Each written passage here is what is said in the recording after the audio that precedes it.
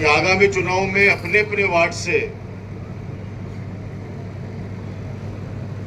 एक ऐसा उम्मीदवार निकालो जो सर्वसम्मति से निकले, आपस में सर्वसम्मति बनाओ और उसके बाद आपका बोर्ड बनता है, नवलगढ़ का बोर्ड बनता है, कांग्रेस के अपना बोर्ड बनता है। ये प्रार्थना मैंने आपसे 3 तारीख को की थी। मेरी भावनाओं को आपको समझना चाहिए, वो 15 साल वाला समय नहीं है। आप समझ रहे हैं इस बात को कि किस तरह एक भय का माहौल गांव-गांव में नहीं, घर-घर में पैदा कर दिया है। बहुत से लोगों के फोन आते हैं कि भाई साहब आप जिस भी उम्मीदवार को भेजोगे हम जिता के भेजेंगे, लेकिन सामने नहीं आएंगे। मैं उनको ये सवाल तो नहीं करता कि सामने क्यों नहीं आओगे, इसलिए नहीं करता कि मैंने इस 3 साल के अंदर प्रत्यक्ष रूप से देखा है कि किस कदर लोगों को परेशान किया जा रहा है। किसी के घर में अगर सरकारी कर्मचारी नहीं है, वो व्यक्ति भी इसलिए डर रहा है कि मेरे घर पे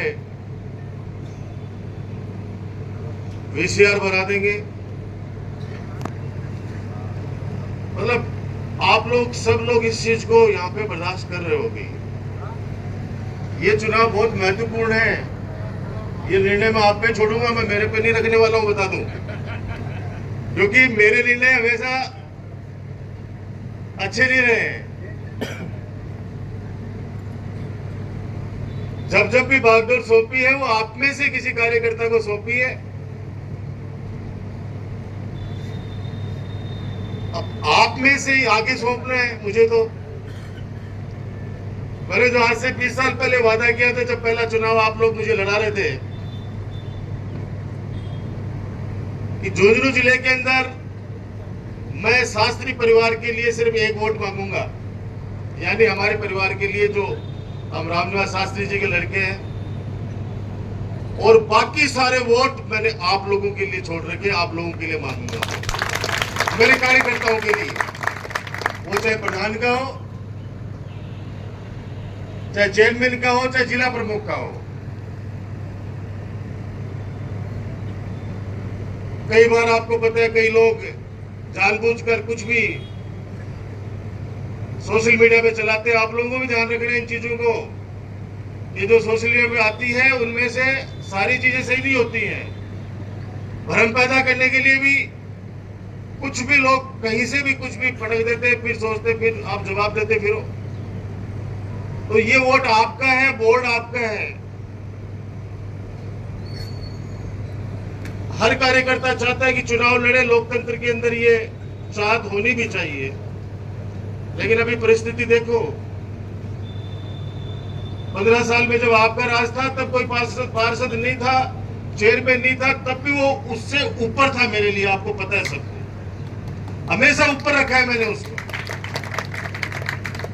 जितनी तवज्जो चेयरमैन को मिलती थी, पार्षद को, उतनी आम आदमी को मिलती थी आपके राज में। आपके राज की बात कर रहा हूं। अभी मुझे मजबूत लोग चाहिए, आप समझो बात को। अपने वार्ड में से कोई मजबूत लोग भेजोगे, डरपोक नहीं, तो मैदान छोड़ के भाग जाए, ऐसा व्यक्ति मुझे नहीं चाहिए, बिल्कुल नहीं चाहिए। सेवा आपकी की है, मैं तो आपके माध्यम से, पत्रकारों के माध्यम से आम जनता, मेरे नवलगढ़ की जनता, चाहे मुकुंदगढ़ की जनता, टुंडलोज की जनता, जाखल की जनता और मेरे पूरे नवलगढ़ विधानसभा क्षेत्र जनता से प्रार्थना करना चाहूंगा।